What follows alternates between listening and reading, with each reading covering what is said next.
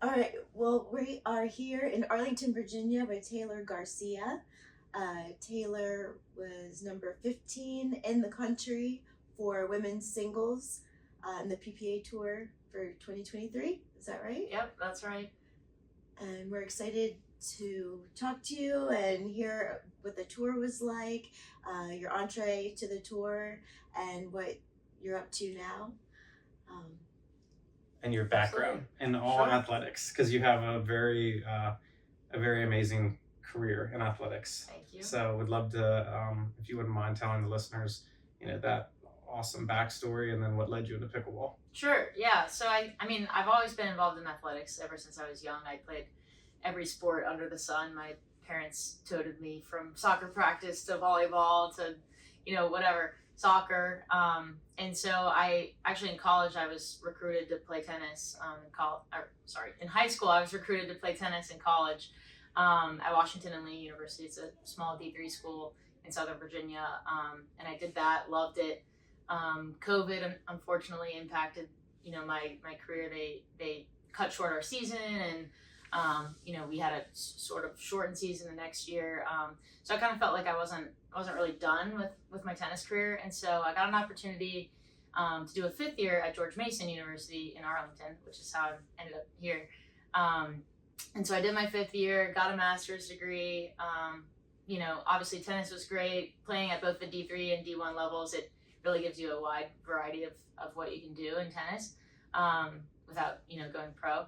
And everyone started playing this pickleball thing. I kept on seeing it on Instagram. Some of my former teammates were playing pickleball, and I was like, what is this pickleball game? It looks really, really, honestly, I thought it looked pretty easy. Like, it just seemed like mini tennis. Right. Compared to a big tennis Right, sport. exactly. Right. And so I was like, I want to play this pickleball thing. And so actually, we were at our conference championship at the end of our season, basically in Orlando, Florida. And after we lost our match, I went up to the front counter at the USTA national site and said, hey, is there anyone that can teach me a pickleball lesson? And they were like, yeah, sure. We can get that set up for you in my, full Mason uniform. Like, they were like, what the heck is going on? And so, yeah, I went out with this guy, BK, if you're listening, BK, shout out. And he was like, this isn't even really a lesson. Like, I just need to teach you the rules. Right. And so, yeah, sure enough, like 2 weeks after that, I was signed up for my first tournament. Wow. Hardly even knowing how to keep score, what side awesome. of the court to stay on. But yeah, I played my first pro tournament. Where even was that? Cincinnati. Very cool. And yeah, the rest is history. After that, I had a big showing. I didn't win, but had a good match against Salome Davidze, my first ever pro match.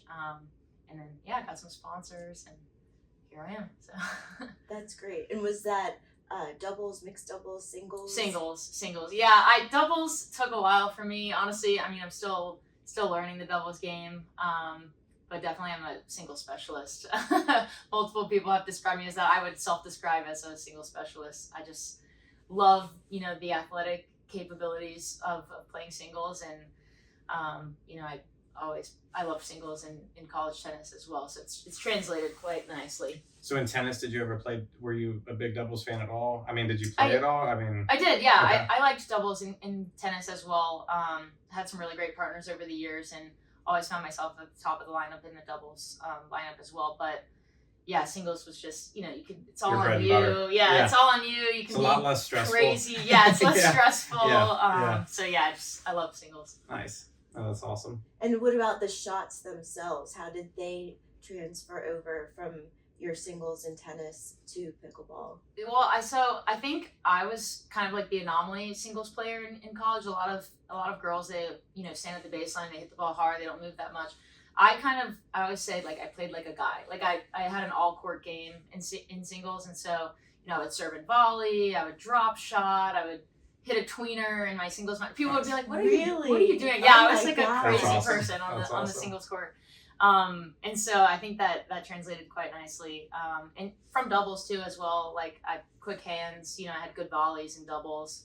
Wasn't afraid to be at the net. So I think, all of that, whenever you get to a pickleball court, you're on a way compressed space. Like, you need to have quick reaction.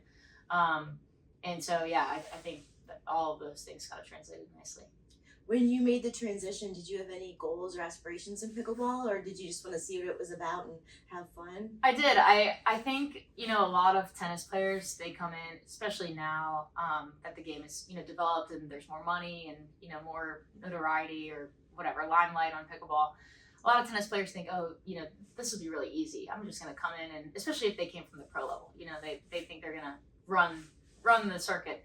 And it's just not true. And I want to say, like, I was a little bit like that, but not too much. It just, the game was much different a year and a half ago. But I was like, I'm going to come in, I'm going to be top 10, I'm going to win a tournament, I'm going to do all this. And it's like, once you're there, you realize it's way harder than you originally, anticipated.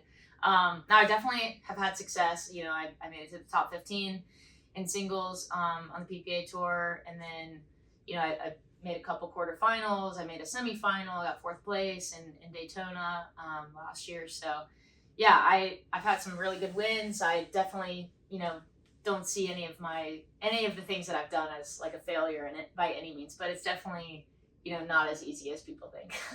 That's huge, though, that you literally came onto the scene, brand new sport, had never heard of it, took a lesson, and then made it that high. Definitely. On the professional level. But what about it? You're saying that it's not as easy as a lot of tennis players, even pro tennis players, think. What about it is harder than what they might think? I think, the biggest thing is probably the mental side of the game. A lot of people, myself included, thought like, oh, this is mini tennis, less court to cover. The score is much easier. It's only, points to 11. It's not like a big daunting tennis court where it's like huge and there's all these lines, and then, the tennis match is 2 out of 3 sets, for guys, 3 out of 5 sets. So you think it's just like really, it's like a short game, giant ping pong. I don't know, like everyone comes up with these analogies. But it actually is grueling, especially, you can grind out a long 50-shot rally and you don't even win a point, right? Like right. You can get a side out, or like, it changes serve. So I think, to be able to focus for that long on such like a fast-paced game with 2 timeouts. I mean, in tennis, right, you played a game or 2 games and then you got to take a water break, sit down for 90 seconds, drink your water, like your coach comes over, rock.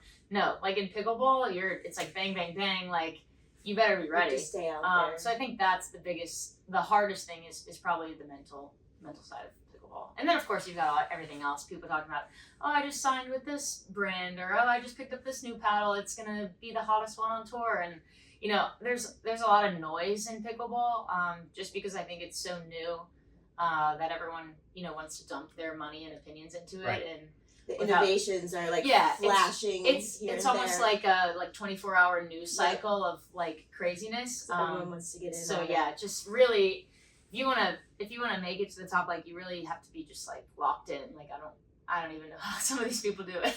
So with all the different marketing tactics that are going on right now in pickleball, making it to the top 15. Do these top players, do they have these business deals lined up? Do they have do they have individuals who are running that for them? Or like, were you fielding those requests yourself, like as a top player? So yeah, I was, until I really couldn't handle it. I had an agent that was helping me out. But yeah, it gets tough. I mean, if you really want to lock in and perform and focus on your results and abilities, it's hard to manage all that other stuff too. Like in the very beginning, my mom was doing it for me. Right. I called her my momager. Yeah, right. And so she was helping me out. Shout out, Mom. She was helping me out with my travel and booking my plane tickets, and you can maybe stay with some. I mean, we were on like Facebook, like, I'm poor, like please host me, like I'm a struggling pro pickleball player, and some people would be like, what the heck is pickleball? Right. Yeah. But I had a lot of really cool like host families that took me in, and so just trying to cut costs like wherever, because obviously pickleball doesn't pay that well unless you get these lucrative sponsorship brands. And so until you got to kind of grind until you make it.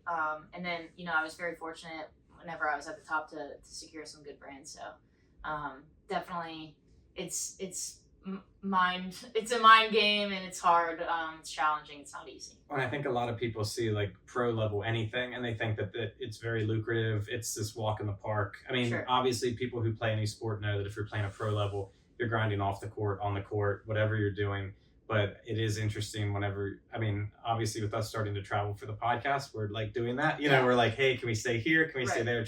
We call it the pickleball dollars. Like they only go so far. Right. But it is interesting to hear from a pro's perspective of that grind at the initial beginning. Definitely. Because you were there, but you still Right. had to think about cost. Definitely. Like I'm playing my first senior pro tournament in Daytona, So, and we are driving 13 hours each way instead of getting Right. flights. right. And we are going to be sleeping in my Nissan Armada. It's comfortable. We've done it before. We like the car camp. We've done it, a few It's times. a lot less expensive than a Marriott. Sure. Yeah. So just trying to stretch those pickleball dollars. Absolutely. Yeah, it's definitely necessary. I mean, if you've got all the money in the world, all the power to you. But most people don't. That's just the reality. So. Yeah. Right.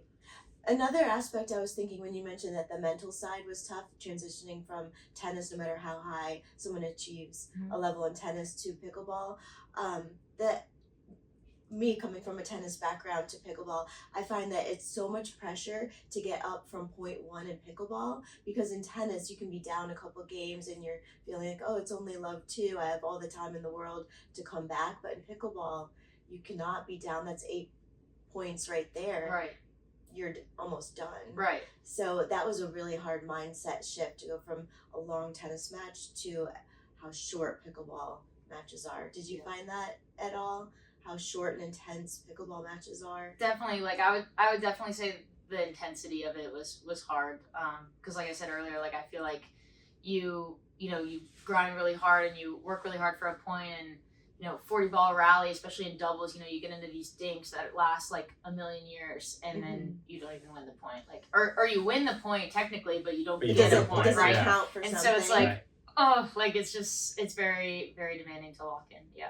So one of the interesting things about her tournament tomorrow is on Thursday is it will be rally scoring. Okay. So Yeah. that changes the entire dynamic too. So whenever, like looking back at the tournaments that you played and then your playing style, do you see that starting to creep in more, like from whenever you were playing? Do you think that that's a good thing?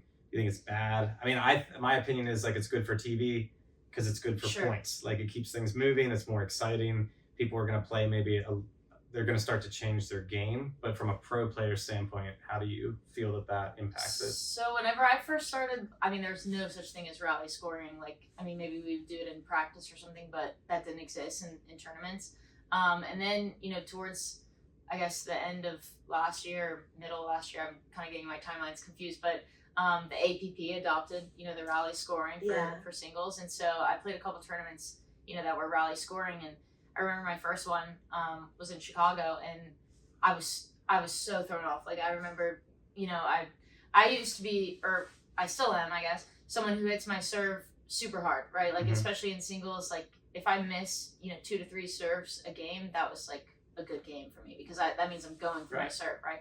You can't afford to do that in rally scoring. I mean, you're giving away 2 to 3 then they points, have the right? point. Like they get the points, so it was super like weird to switch that mindset and be a little bit more conservative in my strokes and shot selection and decision making. Personally, I didn't like it. I liked being able to mentally compartmentalize where I was in the match. If I'm up 7-2 or something, I'm gonna go big on this serve, or I'm gonna try to go for a drop shot, or do something crazy. Not crazy, but like more aggressive. Right. Yeah, you're gonna play a little on the edge, or you can start to fool around with how you're gonna set the points up. Sure. Yeah. Whereas I feel like in rally scoring, there's just never a time to do That's that. right. There's absolutely no time, and so yeah, like you said, it's great for TV, and I'm sure some people like it, but I didn't like it. Well, and that's what we were discussing, because I also think that, I know that if you start to put in that rally scoring, it's going to start to shift with also who takes their training more seriously. Sure. Just on the physical aspect, because there are people who like to grind points out. Definitely. I mean, and if you take that away from them, then it definitely changes their entire dynamic, and they're going to have to start to switch up how they play, which could be interesting. Yeah. But I feel for those individuals because I know a lot of people, Sarah being one in that category, who put a ton of time in off court, Right. and a ton of time working out to get to that high stamina level. Right. So I'm interested to see how it plays out with her in the tournament for rally scoring. Definitely. Well, my glass is half full, so I was thinking that if you have a really strong return of serve, and I feel like that is one of my better shots, that you're rewarded in rally scoring because you can win the point right there just Definitely. from having a great return. Definitely. So, Well, good luck. Yeah, I hope you like it. Always stay hopeful. right. Yeah. Definitely. But it's definitely new for me too. I haven't competed with rally scoring, and in our high level rec play at home, we don't use rally scoring. Right. So this will be a first. Well, high level rec play at home, we're about the only ones that are dumb enough to play singles after we've played like 2 to 3 hours of doubles. So, Right, in 100 That would in be, 100 that would degree be weather. me as well. Yeah, Yeah. Yeah. Any opportunity I get to play singles, I'm like, Yeah. yeah, absolutely, I'll play. Yeah. So, I think it'll be fun. So how does pickleball look now for you? I know you said you're taking kind of a step back from it. Are you still playing at all? yeah. So I mean, I'm definitely still playing for fun and training, I guess you could call it. But I'm kind of taking a step back from tournaments this year to focus more on my career.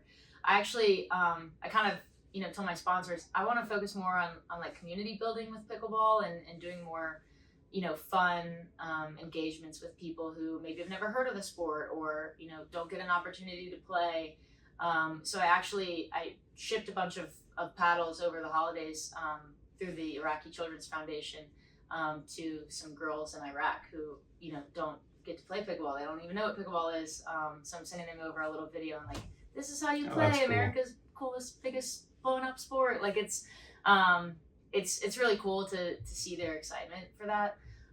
Also over the holidays, I had an opportunity through Armed Forces Entertainment to travel to the Middle East to play pickleball with our troops that are deployed in the region. So That's awesome. Wow. yeah, we got to go to about 6 different countries, probably 12 different bases, and play pickleball just for 2.5 weeks with the men and women that are over there, bravely fighting for our freedom. So it was one of the most rewarding impact. I got chills even just talking Right. about it. Yeah. Like the most rewarding, impactful trips I've ever done. And I was like, I wanted that kind of changed my mindset too. I was like, I want to do more things like this that make me feel more alive and like I'm giving back something. I'm very fortunate.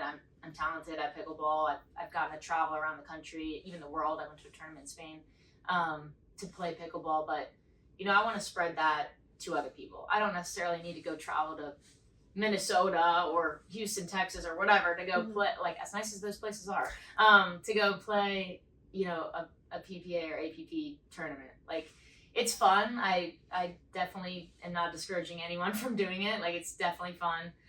It was rewarding. I met some amazing people that I'm still friends with today, and will continue to be friends with and play with whenever I'm in their city or they come to me. But yeah, I don't feel like I need to go travel to play in every tournament. I've played probably 30 tournaments now. Like I'm good. Like you did your thing. I've seen it. Like yeah. I got to experience it. I did not accomplish everything that I wanted to whenever I first set out and was very naive in the beginning. But I'm totally satisfied with what I've done in pickleball and who I've met and the memories I've made. So you can retire as a pro pickleball player or whatever if you want to call me that. But I'm happy to continue to play the sport and grow the game. Honestly, that's what it's about. That's an amazing transition. How did you become part of that program and travel to give back in the Middle East and join the troops? So I actually got like a DM on Instagram from Pro Sports MVP, which is basically like a subcontractor to Armed Forces Entertainment. And it kind of seemed sketchy because I was like, what do these people want? Like, Right. Come with us to the Middle East to go play pickleball. That's how every good DM opens. Right? Like, I take know when I notes, read that, like I'm like, okay, I'm gonna definitely click on all the links. You know what? Yeah. Take notes because Yeah. it can honestly change your life. Like it did to mine. So I got this DM and was like, send me some more information. I'd love to hear more about it.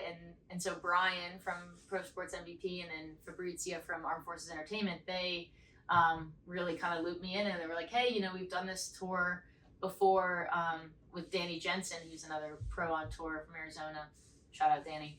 And you know, we'd love to have you a part of it. So I called Danny. I'm like, is this legit? You know, what are we about to go do? He was like, no, it's like the best thing you'll ever do. And he was right. I mean, it was the best thing I've ever done in my whole life. We were also with the Courtneys, were our other two pros on the tour. So it was the four of us, and we went around the different bases in the Middle East for, like I said, 2.5 weeks. And it was, I mean, a dream come true. Obviously, you know, we kind of slummed it a little bit. We were sleeping in tents in the desert, but we had also some nice hotels. So we got kind of a full picture of what it's like to be over there, and got to bring some joy, especially around the holidays. It was a great time to be over there, and spend some time with the troops and their family. That's amazing.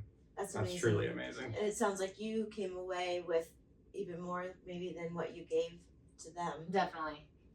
I mean, a lot of times, right? Like we do these service projects to I don't know, give back and feel better about ourselves or whatever. But honestly, like they gave me more than I gave them for sure. Like it was just, I walked away like, you know, with love and joy and pride in my heart for, you know, our country and the people that aim to protect it. So Right. It was awesome. Do you have any other projects in mind yet that you're thinking about doing for community and pickleball?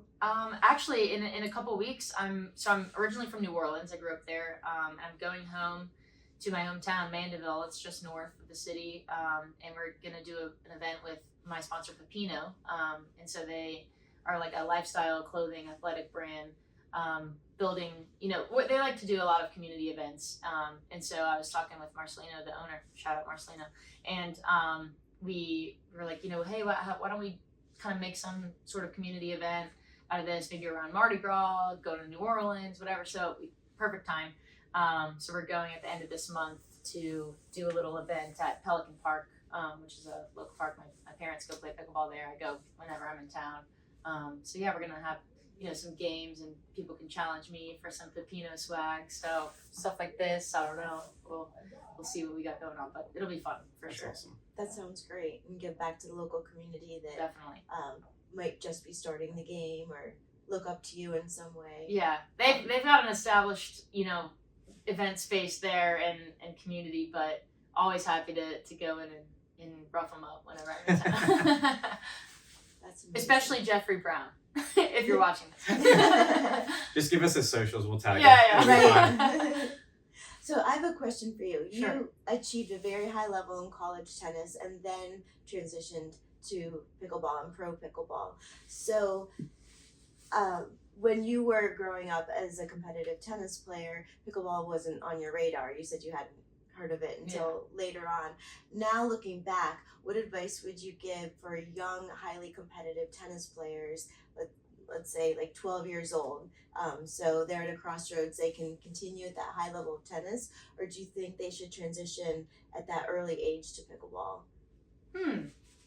That's a good question, honestly. I've never actually thought about that. Because pickleball is getting to be a younger and younger Sure. age at a highly competitive level. Yeah. So I don't know. I mean, I would definitely say try it out. Like, if you're a really good tennis player, chances are you're going to be pretty decent at pickleball. right. At least, you know, the basic mechanics of the strokes and movement. Yeah, I don't know. I mean, I loved my tennis career. It definitely, it opened a lot of doors, much like pickleball has opened a lot of doors for me now. But tennis is a lot harder on your body. I mean, I dealt with shoulder problems all through college. I had wrist surgery whenever I was 12. Oh my gosh. So it's definitely very demanding. But I mean, in a sense, so could pickleball be the same. So I would try both. See what you like. Right. So do you see a lot of, like, how do you see the pickleball community here in Arlington? Like, is there a thriving pickleball community here, or are you plugged into it still, or did the pro circuit kind of take you away from the local scene? I would say a little bit of both. Like, obviously, I was traveling a lot more than the people around Arlington play, and so, you know, I it would come and go. I would say, Okay. Based on my tournament schedule. But yeah, I still train around the area, drive out to Maryland, or, you know, go into DC, or it's harder now in the winter, right? There's not a lot of indoor pickleball courts. But yeah, I still stay plugged in for sure. Oh, that's awesome.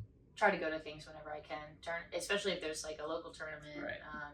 Or a local gathering of sorts. Like I go, but yeah, it's not huge in Arlington. I mean, Okay. It's big, but it's not. Yeah, I wasn't sure because we travel down to like Rockville and Bethesda sometimes to play. I've been there. Yeah, also, we'll go to those Dill Dinkers, Yeah. but then we usually end up traveling up into Pennsylvania. So Okay. we find little hotbeds, Y'all are little probably pockets. over there. Yeah. there's little pockets, but you I would- definitely go through these dead zones. Exactly. So. Yeah. I go to Maryland.